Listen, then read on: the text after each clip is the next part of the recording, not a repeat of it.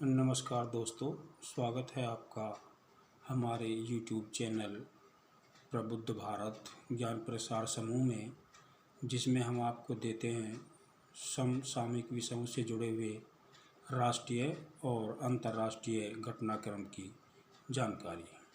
हमने अपनी पिछली वीडियो में आपको अक्टूबर के प्रथम सप्ताह यानी 1 से 7 अक्टूबर तक की जानकारी दी थी और आज हम बात करेंगे 8 से 15 अक्टूबर तक अक्टूबर के दूसरे सप्ताह की कुछ महत्वपूर्ण घटनाओं की जानकारी। तो जैसा कि आप जानते हैं, हम सबसे पहले बात करते हैं सप्ताह में जो खबरों के घेरे में रहे हैं शब्द संक्षेप एब्रीवेशंस, वो किस संबंध में घटनाओं में जानकारी में रहे। तो सबसे पहले आप जानना चाहेंगे श्यामा प्रसाद रू अर्बन मिशन के बारे में। तो ये जो श्यामा प्रसाद रू अर्बन मिशन स्कीम है SPMRM, ये एक ग्रामीण क्षेत्र को विकसित करने के उद्देश्य से ये योजना चलाई गई थी और ये 5 वर्ष की अवधि के लिए 2015-16 से और 2019-20 तक इसको पूरा किया जाना था, लेकिन कोविड की वजह से इसमें विस्तार किया गया और अब ये दिसंबर 2022 को ये स्कीम समाप्त होने जा रही है और इसे पूरी तरह से राज्यों के हवाले कर दिया जाएगा। दूसरा संक्षिप्त रूप है SLBM, submarine launching ballistic missile.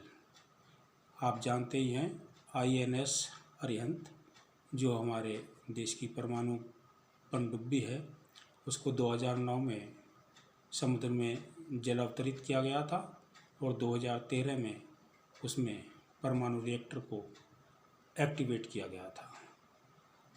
तो इस तरीके से उससे अभी हाल ही में समुद्र के भीतर एक मिसाइल का परीक्षण किया गया, जो कि सफल रहा। तीसरी तकनीकी शब्दावली है कार्बन 14। जो रसायन विज्ञान के विद्यार्थी हैं वो तो इसे अच्छी तरह समझते ही हैं कि ये एक रेडियोएक्टिव पदार्थ है और जो ऐतिहासिक सामग्री है उसकी आयु की गणना करने के लिए हम इससे अर्ध आयु की गणना कर उसकी आयु निकालते हैं।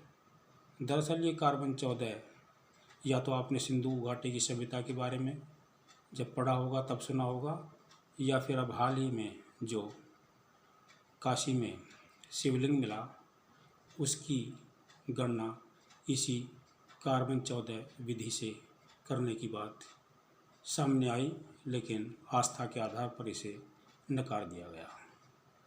अब बात करें अगर हम महत्वपूर्ण तिथियों की, तो 8 अक्टूबर को भारत में इंडियन एयरफोर्स डे मनाया गया, जैसा कि आप जानते ही हैं, और 9 अक्टूबर को मनाया गया मान्यवर काशीराम जी का परिनिर्वाण दिवस और महर्षि वाल्मीकि जी की जयंती।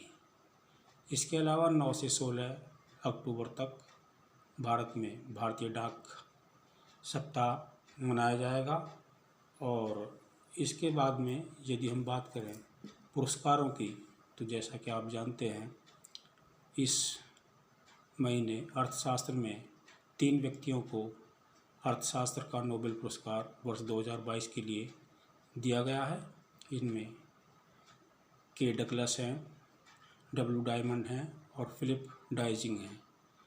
दरअसल 1929 में छाई मंदी के दौरान जो बैंकिंग व्यवस्था है उसमें शोध के लिए इन्हें ये पुरस्कार दिया गया है। 40 वर्ष पहले इन्होंने अपने शोध में ये पाया था कि महामंदी के दौरान लोगों ने बैंकों से हड़बड़ाहट में अपनी रकम निकालनी शुरू कर दी, जिससे बैंकिंग व्यवस्था फेल हो गई। यदि धैर्य से काम लिया जाए और सारी रकम सभी लोग अपने खातों से निकालने की कोशिश ना करें तो बैंकिंग व्यवस्था बनी रह सकती है। इसी सिलसिले में और इसी शोध के लिए इनको दिया गया है ये पुरस्कार। कुछ ऐसे व्यक्तित्व भी इस दौरान चर्चा में रहे जिनके बारे में आप पहले से परिचित ही हैं। एक हैं मुलायम सिंह यादव, ये सपा नेता हैं और इनका 82 वर्ष की उम्र में निधन हो गया। ये उत्तर प्रदेश के मुख्यमंत्री रहने के साथ साथ केंद्र सरकार में रक्षा मंत्री भी रहे। इसके अलावा तेजमुला जो कि साहित्यकार हैं और पूर्वोत्तर की संस्कृति को बढ़ावा देने वाले रहे, उनका भी हाल ही में अभी निधन हो गया। इस तरीके से ये दो व्यक्तित्व सबसे ज़्यादा चर्चा में रहे। और इसके अलावा कुछ और ऐसे स्थान तो इस सप्ताह में कोई नहीं था, लेकिन राष्ट्रीय घटनाक्रम में अगर हम बात करें तो केंद्रीय भूतल परिवहन मंत्री श्री नितिन गडकरी ने उत्तर प्रदेश को 5 लाख करोड़ की सड़कों की सौगात देने की बात कही है और केंद्र सरकार को 8.98 लाख करोड़ रुपए जो कि चालू वित्त वर्ष यानी अप्रैल से और आपका छमाही सितंबर तक जो है ये उसमें आपको मिले हैं प्रत्यक्ष कर के रूप में। इसमें एक बड़ा योगदान व्यक्तिगत जो पर्सनल इनकम टैक्स होता है उसका योगदान रहा है और इसमें इस तरीके से 24% की वृद्धि हुई है।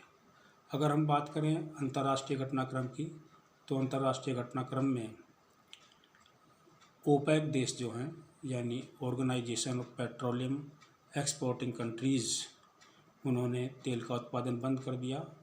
तो इससे जो है दुनिया में ऊर्जा संकट पैदा हो सकता है, महंगाई आ सकती है। और इसके अलावा जो 2-4 घटनाएं हैं राष्ट्रीय अंतर्राष्ट्रीय, वो हमने आपको अपने जो नोटिंग पेपर है उसमें लिख दी हैं। हम उसको इस वीडियो के साथ पोस्ट कर देंगे।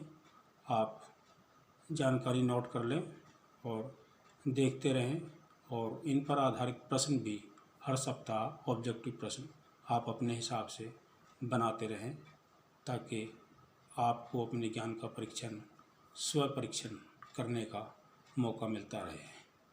आप देखते रहें हमारी वीडियो हर सप्ताह समसामयिक घटनाओं से संबंधित और इसे लाइक करते रहें, शेयर करते रहें और सब्सक्राइब करते रहें। धन्यवाद।